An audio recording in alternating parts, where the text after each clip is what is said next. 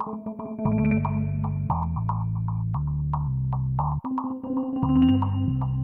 since I was a kid and I watched my first Olympics on TV back in Cuba, that was the 1992 Barcelona Games. That's when, and I was a swimmer back then, that's when I told myself that I wanted to be an Olympian one day. I never thought that it was going to be for triathlon and that it was going to be representing the US, because at the moment we didn't even know that we could leave the island. Coming from Cuba, my grandma came in 1980. There was a big boat lift and about 10,000 Cubans fled the island.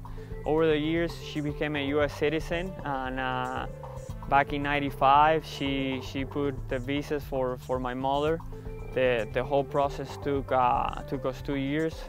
Then my mother, my sister and I, we qualified for the visa, and we were granted the exit from the island and then the entry for the US. And we moved to Miami the first couple of years with her, and that's where I started going to middle school, to high school. I ran and swam cross country and track, and then I swam and I played water polo at Miami-Jackson Senior High. And I started doing triathlons during the summers.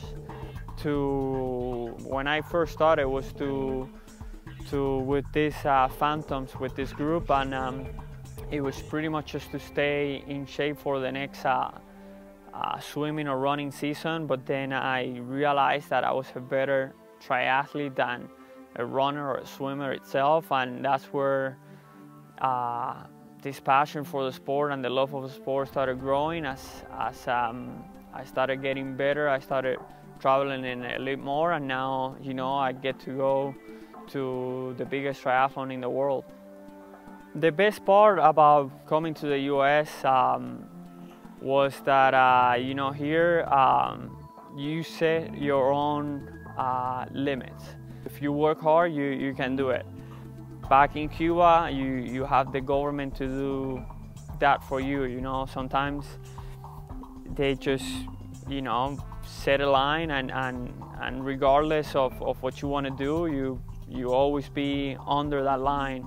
So it's great that this country opened its doors to my family and to myself, and I'm very happy also that I found so many people here that throughout this year they believe in me and they supported me regardless of my status, of where I was coming from, and I'm very thankful for that, and that's why it's a great honor for me to represent the US at the Olympics.